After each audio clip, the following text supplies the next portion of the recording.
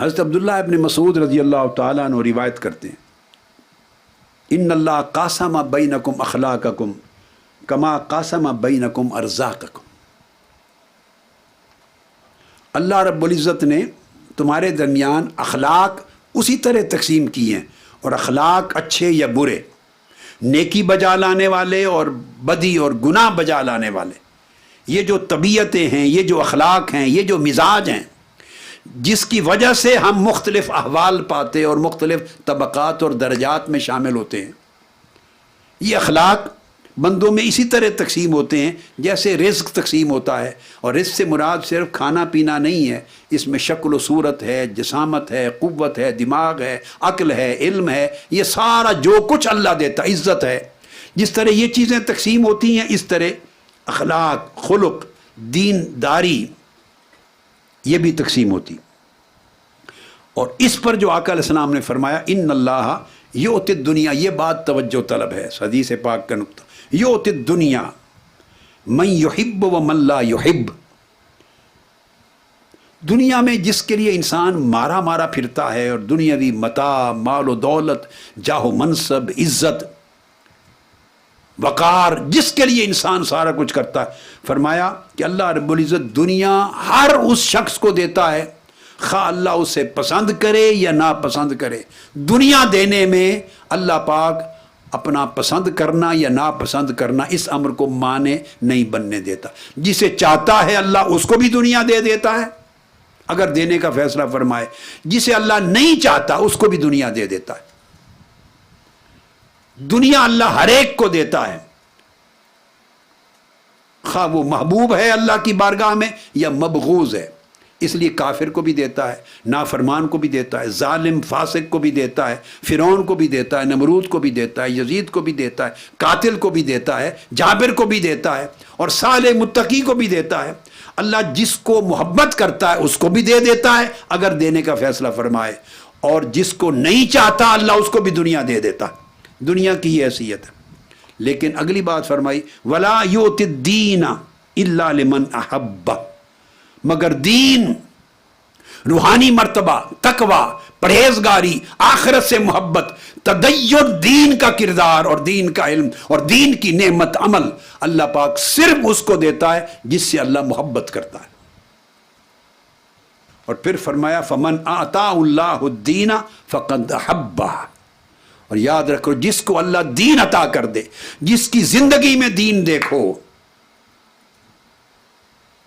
دین کی دعوے داری کی بات نہیں ہو رہی، جس کو اللہ دین عطا کر دے، یہ نہیں کہ بندہ دعوے دار بنے، دکھلاوے کا دین نہیں، جس کی زندگی میں دین دیکھو، جس کے علم میں دین دیکھو، جس کے عمل میں دین دیکھو، جس کی طبیعت میں دین دیکھو، جس کے مزاج میں دین دیکھو، جس کے برتاؤ میں دین دیکھو، جس کے اخلاق میں دین دیکھو، جس کے اٹھنے بیٹھنے کے اندر دین دیکھو، جس کے چلنے پھرنے میں دین دیکھو، جس کے لوگوں کے ساتھ لین دین کے اندر دین دیکھو، جس کے قول میں، کلام میں، جس کے معاملات میں دین دیکھو، فرمایا سمجھو اللہ نے اس کو دین دے دیا ہے، یعنی اس کی پوری زندگی اور زندگی کا ظاہر و باطن دین کے نور سے منور کر دیا ہے۔ جس کی زندگی میں دین دیکھو جان لو کہ اللہ کو اس سے محبت ہے، اللہ اس سے محبت کرتا ہے، چونکہ دین اتنی بڑی نعمت ہے، اور تدین اور دین کا کردار اور دین کا عمل اور دین کا فہم اور دین کی سوچ اتنی بڑی نعمت ہے کہ اللہ پاک یہ صرف اس کو دیتا ہے جس سے اللہ محبت کرتا ہے۔ دنیا ہر ایک کو دے دیتا ہے، بھلے اللہ محبت کرے یا نہ کرے۔ اور پھر آقا علیہ السلام نے فرمایا یہ بیان کر کے کہ دین کیا ہے، تم کس طرح جانو کو دین اللہ نے کس کو دیا ہے، دین کا کردار کیا ہے، دین کا عمل کیا ہے، کیسے پتا چلے کہ اللہ نے اس شخص کو دین دیا ہے اور اللہ اس سے محبت کرتا ہے۔ فرمایا والذی نفسی بیدہ، یہاں پر آقا علیہ السلام نے قسم کھائی، فرمایا اس رب کی قسم جس کے قبضہ قدرت میں میری جان ہے، لا یسلم عبد حتی یسلم قلبہ ولسانہ، اس وقت تک کوئی شخص صاحب دین نہیں، وہ اللہ کے حضور نہیں جھکا، اللہ کا جھکنے والا دیندار بندہ نہیں بنا جب تک اس کے دل سے دوسرے لوگ محفوظ نہ ہوں اور اس کی زبان سے دوسرے لوگ محفوظ نہ ہوں. بلا یؤمن حتی یأمن جارہ بوائقہ، جب تک اس کے پڑوسی اس کے شر سے محفوظ نہ ہوں، اس کے تعلق رکھنے والے اس کے شر سے محفوظ نہ ہوں. اور شر کیا ہے؟ صرف گولی چلانا نہیں ہے، گولی چلانا بھی شر، تلوار چلانا بھی شر، گالی دینا بھی شر، غیبت کرنا بھی شر، چغلی کرنا بھی شر، اس کی حق تلفی کرنا بھی شر، اس کے مال کو نقصان پہنچانا، اس کی عزت کو نقصان پہنچانا، کسی کی شہرت کو نقصان پہنچانا.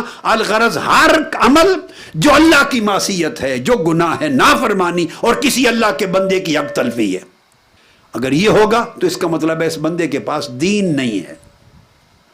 اور پھر صحابہ نے پوچھا وما بوائقہ یا نبی اللہ، وہ جو آپ نے فرمایا کہ اس کے شر سے، اس سے تعلق رکھنے والے لوگ بچے رہیں، تو وہ فرمایا اس کے شر کیا ہیں؟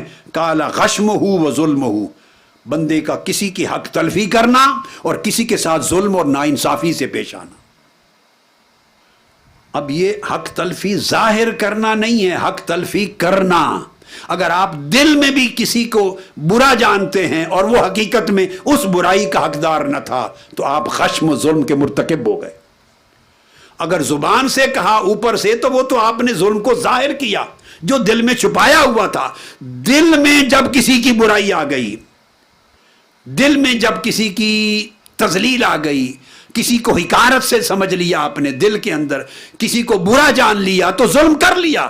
کس نے کیا؟ وہ آپ نے قلب کا ظلم کیا، دل نے ظلم کر لیا. زبان پر آیا تو ظاہر ہو گیا وہ ظلم جو اندر چھپا ہوا تھا. ہاتھوں سے کوئی عمل کا ارتکاب ہوا تو وہ ظلم ظاہر ہو گیا جو تمہارے دل کے اندر چھپا ہوا تھا. اور پھر آقا علیہ السلام نے یہ بھی فرمایا کہ کوئی شخص مال کماتا ہے حرام، ناجائز، خیانت کے ذریعے مال کماتا ہے اور خرچ کرتا ہے نیکی پر، غریبوں پر، مسکینوں پر، بیواؤں پر، یتیموں پر، مسجد پر، دین کے کام پر، اور سمجھتا ہے فیبارک لہ فی، اس کے لیے برکت ہوگی، اور صدقہ کرتا ہے حرام کا مال کما کے فیقبل منہ، وہ سمجھتا ہے کہ قبول کیا جائے گا. فرمایا نہیں، یہ سب کچھ دوزخ میں دھکیل کے لے جائے گا اس کو. حرام کما کر آپ نیکی پہ لگا کے اس حرام کے مال کو حلال نہیں کر سکتے، چونکہ آقا علیہ السلام نے فرمایا ان اللہ عز وجل لا یمحو السیئ بالسیئ ولکن یمحو السیئ بالحسن ان الخبیث لا یمحو الخبیث. فرمایا کہ برائی کو برائی سے نہیں مٹایا جا سکتا، گناہ کو گناہ سے نہیں مٹایا جا سکتا. برائی کو صرف اچھائی مٹا سکتی ہے، گناہ کو صرف نیکی، طاعت، تقوی، پرہیزگاری مٹا سکتی ہے. جو خبیث ہوگا وہ خبیث کو نہیں مٹائے گا. آپ خبیث کے ذریعے جتنا دھونا چاہیں وہ دھل نہیں سکتا. خبیث خبیث رہے گا، پلید پلید رہے گا، گناہ گناہ رہے گا، معصیت معصیت رہے گی.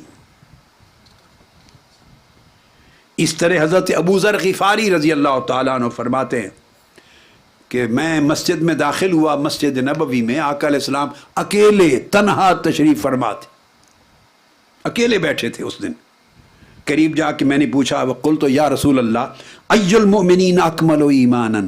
اکیلی مجلس پائی اور موقع پایا تنہائی میں تو میں نے عرض کیا یا رسول اللہ کون مومن سب سے کامل ایمان رکھنے والا ہے؟ کس کا ایمان سب سے کامل ہے؟ فرمایا احسنہم خلقا، جس کے اخلاق سب سے عمدہ اور اعلیٰ ہے.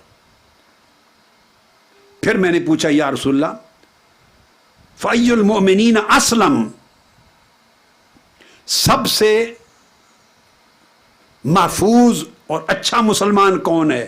فرمایا من سلم الناس من لسانہ، یعنی اسلام میں سب سے اعلیٰ کون ہے؟ وہ یدہ. فرمایا جس کی زبان اور جس کے ہاتھوں سے اور جس سے ہر مسلمان محفوظ و مامون رہے. پھر میں نے پوچھا یا رسول اللہ فای الہجرت افضل، کون سی ہجرت سب سے اعلیٰ ہے؟ فرمایا من ہجر السیئات، جس نے اللہ کی نافرمانی اور گناہوں سے ہجرت کر لی، اس کی ہجرت سب سے اعلیٰ ہے، جس نے گناہوں سے ہجرت کر لی. پھر میں نے عرض کیا یا رسول اللہ مجھے کوئی نصیحت فرما دیں. فرمایا تقوی سے بہتر کوئی شے نہیں. فرمایا سب سے اعلیٰ نصیحت، ہر اچھائی اور ہر بلائی کا جو کمال ہے وہ تقوی ہے. میں نے عرض کیا زدنی یا رسول اللہ، اور اضافہ فرمائیں. فرمایا زیادہ ہنسا نہ کرو، कहके न लगाया करो, इससे दिल मुर्दा होता है और नूर ज़ायल हो जाता है। मैंने अर्ज़ किया, या रसूलल्लाह और नसीहत फरमाएं। फरमाया, खामोशी को इख्तियार करो, फजूल बातों से बचो, इससे शैतान रद्द हो जाता है और अल्लाह के दीन के अमर में तुम्हें ताकत मिलती है। खामोशी दीन में मजबूती का बायस बनती है। क्यों? कि लग़्व गुफ्तगू नहीं होगी। इसका मतलब है जुबान से जो बेकार गुफ्तगू हो वो भी दीन को कमजोर करती है, और बेकार गुफ्तगू से अगर जुबान बच गई उससे भी दीन मजबूत हुआ। फिर मैंने अर्ज़ किया, या रसूलल्लाह और इजाफा फरमाए नसीहत में। फरमाया, अहिब्बल मसाकीन वजालिसुम, गरीबों मिस्कीनों कमज़ोरों से मोहब्बत किया करो और उनके साथ बैठा करो, उनको साथ बिठाया करो। मैंने अर्ज़ किया, या रसूलल्लाह और नसीहत फरमाएं। फरमाया, क़ाल अंजुर इला मन तहतक वला तंजुर इला मन फ़ौक़क, जो तुमसे नीचे है उसको देखा करो, जो तुमसे ऊपर हो उसे ना देखा करो। इससे तुम्हारे अंदर अल्लाह का शुक्र का इजाफा होगा और अल्लाह की नेमतों की कदर बढ़ेगी। जब अपने से नीचे को देखोगे तो अल्लाह की नेमतों पर शुक्र पैदा होगा तुम्हारे अंदर, और अपने से बड़े को देखोगे तो फिर अल्लाह की नेमतों के बावजूद शिकवा आएगा, तुम्हारा दीन कमजोर होगा। और आका अलैहिस्सलाम ने फरमाया, ए अबू ज़र, तेरे लिए ऐबदार होना और गुनाहगार हो जाने के लिए इतना ही काफी है कि जो गुनाह और नक्स खुद तेरे अंदर हैं वो दूसरे में देखे तो तू उसको उछाले, दूसरे में नजर आए तो तू उससे पर्दा उठाए और उसको ऐब लगाए, उस पर तोहमत लगाए और उसको दुनिया में नंगा करे। फरमाया, तेरे गुनाहगार और बदकार होने के लिए इतना ही काफी है।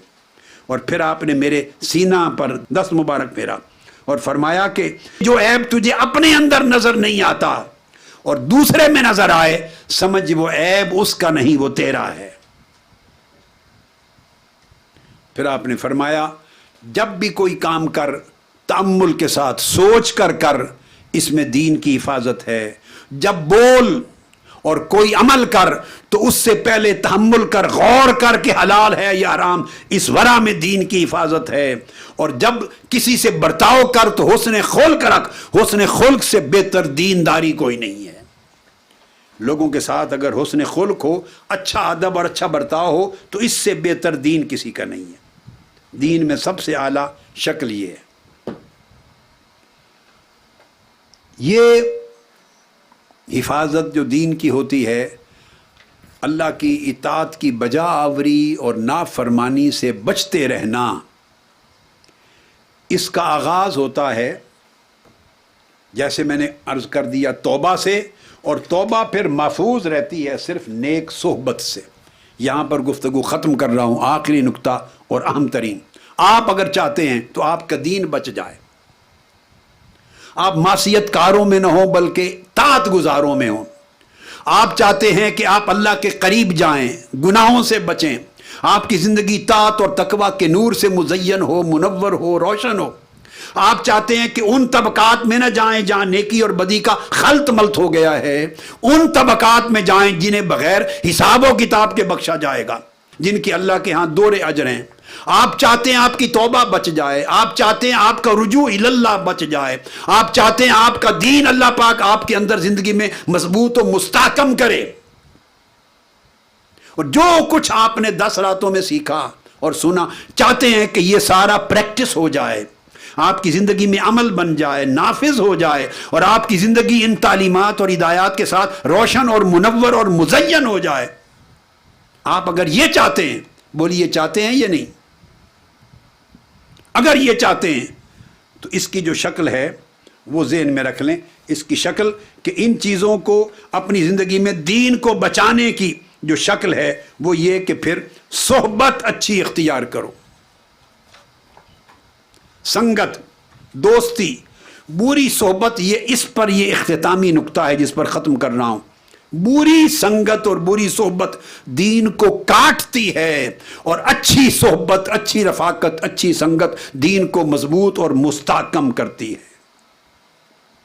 इसलिए औलिया ने عارفین نے اور اللہ والوں نے ہمیشہ تعلیم دی. انہوں نے فرمایا جو طلاب دنیا ہیں، جو لوگ خود دنیا میں اور گناہوں کی زندگی میں لت پت ہیں، ڈوبے ہوئے ہیں، فرمایا ان کے ساتھ صحبت، سنگت اور رفاقت سے اجتناب کرو، بچو، وہ تمہارے دین کو بھی لے ڈوبیں گے، تمہاری نیکی کو کمزور کر دیں گے، تمہاری زندگی میں گناہ کے رجحان کو مضبوط کر دیں گے، اللہ کا حیا کم کر دیں گے تمہارے اندر.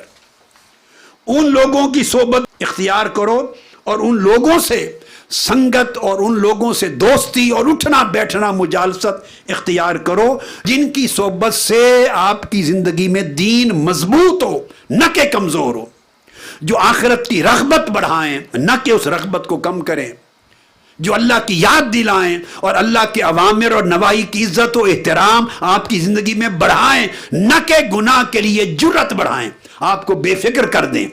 یہ صحبتوں کے دور اثرات ہوتے ہیں. فرمایا اگر اہل دنیا پرست اور گناہ میں لت پت لوگ یا گناہ کو چاہنے والے اور گناہ کو بے ضرر سمجھنے والے اور گناہ کو بے دھڑک کرنے والے، ان لوگوں کی صحبت میں رہو گے تو وہ اللہ کی نجات سے تمہیں دور کر دے گی وہ صحبت، اور دین کی جڑ کو کاٹ دے گی. اہل خیر کی صحبت میں بیٹھو تاکہ تمہیں آخرت کی طرف لے جائیں اور اللہ کی طلب بڑھائیں. حضرت یوسف بن حسین فرماتے ہیں کہ میں نے حضرت ذوالنون مصری رضی اللہ تعالیٰ عنہ کی صحبت اختیار کی، آپ کے ساتھ کچھ وقت رہا، اور جب جدا ہونے لگا اجازت لے کے میں نے عرض کیا حضور مجھے کوئی وصیت فرما دیں. آپ نے فرمایا وصیت اور نصیحت فقط یہ ہے کہ ہمیشہ خیر، نیک اور صالح صحبت پہ ہمیشہ قائم رہ، وہ تمہارے اندر خیر اور صالحیت کو پیدا کرے گی، اور اس صحبت سے تمہیں اللہ یاد آئے گا، اور اس صحبت سے تمہارے باطن اور ظاہر میں اللہ کا دین مضبوط و مستحکم ہوگا. اس لیے اللہ رب العزت نے سورہ فاتحہ میں جب فرمایا کہ صراط مستقیم پہ چلنے کی اور اس کی ہدایت کی دعا کرنے والے کو کہ صراط مستقیم صراط الذین انعمت علیہم، جن پر تیرا انعام ہے، ان کی صحبت، سنگت، رفاقت اور اہتداء اختیار کر.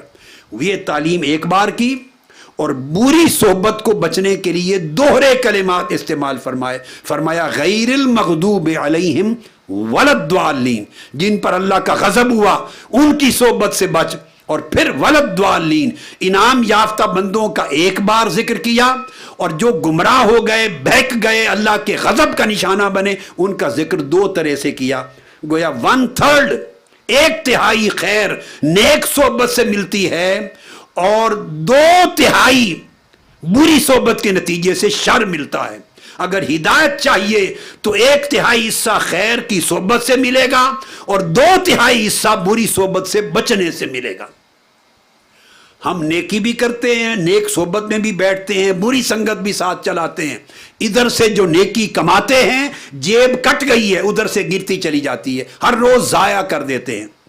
اس لیے اولیاء نے فرمایا، امام سلمی اس کو روایت کرتے ہیں، فرماتے ہیں کہ بھلائی اور نیکی اور دین کو مستحکم کرنے کے آداب میں سے ہے کہ کن سے سنگت اور صحبت کن کی اختیار کی جائے. فرمایا صحبت من یستحیا منہ، ان لوگوں کی صحبت میں بیٹھو، ایک پہچان دے رہا ہوں، جن سے آپ کو حیا آتی ہے، جن کا ادب آپ کے دل میں ہے، جن کی تعظیم اور احترام آپ کے دل میں ہے، اور جن کے سامنے برائی کرنے سے یا کوئی برا کام کرنے سے آپ جھجکتے ہیں، جن کی جھجک، حیا، ادب اور احترام اور تعظیم آپ کے دل میں ہے، وہی لوگ اس قابل ہیں کہ ان کی صحبت میں رہ جائے.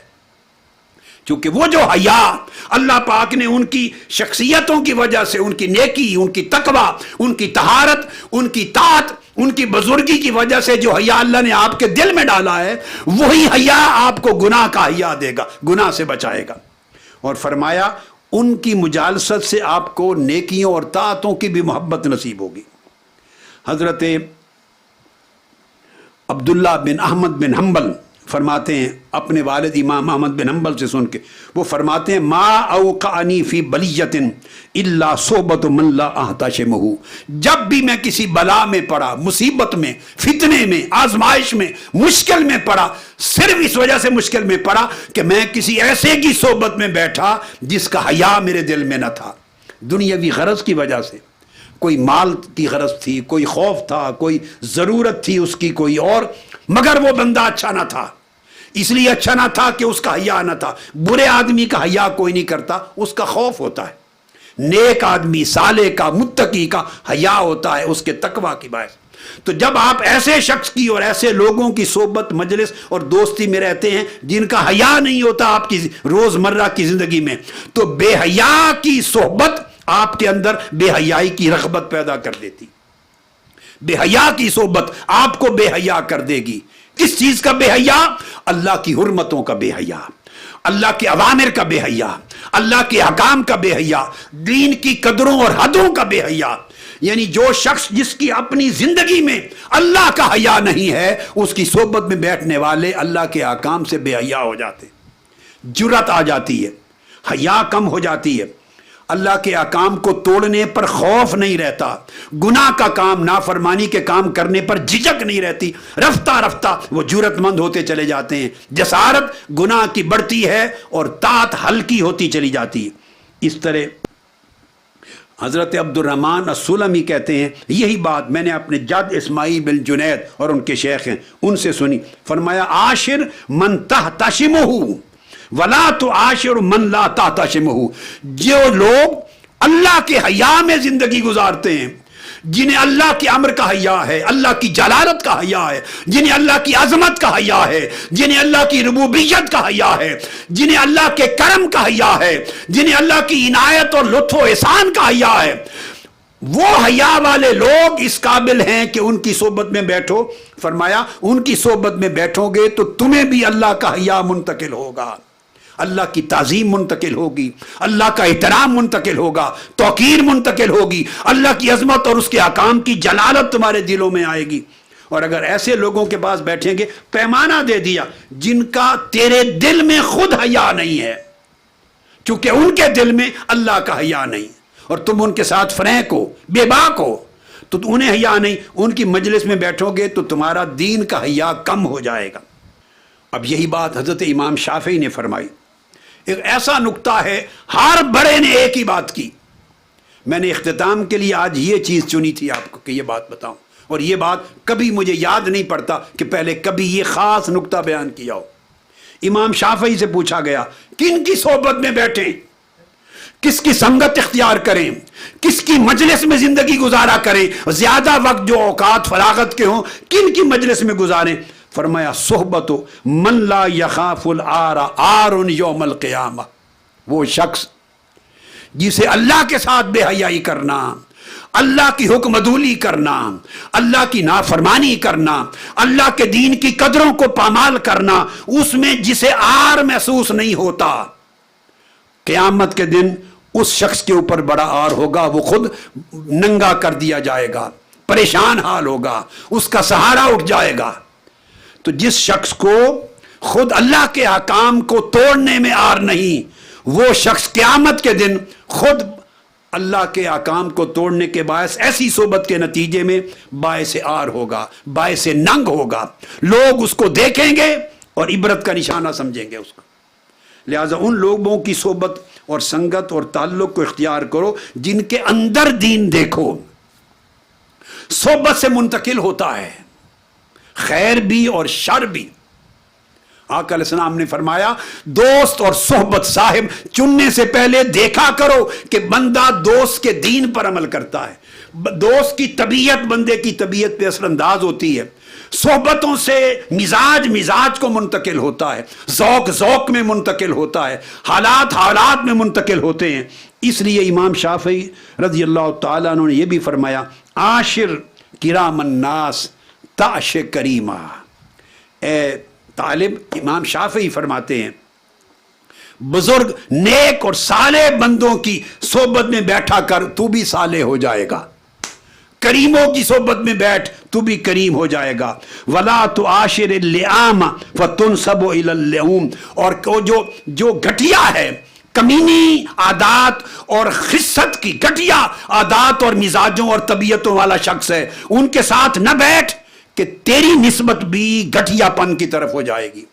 یا تو گھٹیا ہو جائے گا یا گھٹیا پن کی طرف منسوب ہو جائے گا. اور نسبت جب ہو جاتی ہے رفتہ رفتہ وہ نسبت وہی حقیقت بن جاتی ہے، اپنا اثر پیدا کر دیتی ہے. تو اولیاء کرام میں اس لیے تمام بڑے اکابر ائمہ صحبت تلاش کرتے، صحابہ کرام تو تاجدار کائنات کی صحبت اختیار کرتے. جب وہ زمانہ گزر گیا تو لوگ صحبت تلاش کرتے تھے، اور صحبت کی تلاش میں طویل طویل سفر کرتے تھے. کوئی امام مالک کی صحبت تلاش کرتا، امام مالک اپنے لیے محمد بن منکدر کی صحبت تلاش کرتے. امام شافعی امام مالک کی صحبت اختیار کرتے. بغداد میں ابو حمزہ بغدادی کی صحبت میں جا کے بیٹھتے. حضرت بشر حافی کی صحبت میں امام احمد بن حنبل جا کے بیٹھتے. لوگ ان کی صحبت میں آتے، مگر یہ بشر حافی کی صحبت میں بیٹھتے. بشر حافی کے علاوہ ابو حمزہ البغدادی کی صحبت میں بیٹھتے. امام اعظم کی صحبت میں دنیا بیٹھنے آتی، وہ حضرت بہلول مجنوں کی صحبت میں جا کے بیٹھتے. ہر کوئی ایک ایسی صحبت تلاش کرتا تھا جس صحبت سے ان کے دین کو مضبوطی ہو، روحانیت کو مضبوطی ہو، تعلق باللہ کو مضبوطی ہو، اللہ کے دین کی قدروں کو مضبوطی ہو، عبادت کے ذوق کو مضبوطی ہو. جیسے جیسے اس کا مرتبہ ہوتا وہ مرتبے کے مطابق بڑی صحبت کو تلاش کرتا. حتیٰ کہ آخری چیز صحبت دوستوں کی بھی، ہم پلہ لوگوں کی بھی صحبت ہوتی. جب ہم پلہ ہم مرتبہ لوگ آپس میں بیٹھتے ہیں، یہ بھی ایک صحبت و رفاقت ہے، اور ایک کا رنگ دوسرے کو چڑھتا ہے. آپ سبزی میں کھیت میں کوئی چیز طویل عرصے کے لیے رکھ دیں، اس کا سبز رنگ اس پر چڑھ جائے گا. یعنی کسی رنگ والی چیز پہ رکھ دیں تو رنگ سے رنگ چڑھتا ہے. دوستو اس طرح اخلاق کا رنگ بھی چڑھتا ہے، مزاج کا رنگ چڑھتا ہے، طبیعت کا رنگ چڑھتا ہے، ذوق کا رنگ چڑھتا ہے. ایک آدمی ایک خاص ذوق رکھتا ہے، اس کی مجلس میں بیٹھتے رہے، ہر وقت جو چیز بندہ سنتا ہے اور دیکھتا ہے، آنکھ اور کان کے ذریعے وہ رنگ چڑھتا ہے اس کی طبیعت پر، اور بندے کا دین یا مضبوط ہوتا ہے یا کمزور ہو جاتا ہے.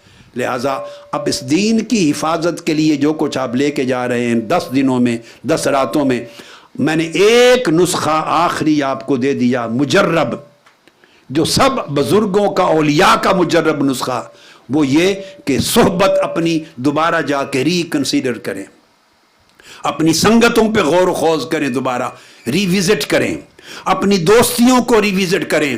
کن کی مجلسیں میں زیادہ وقت گزارتے ہیں، اٹھتے بیٹھتے ہیں. کسی سے جھگڑا کرنے کی ضرورت نہیں ہے، برا بھلا کہنے کی ضرورت نہیں.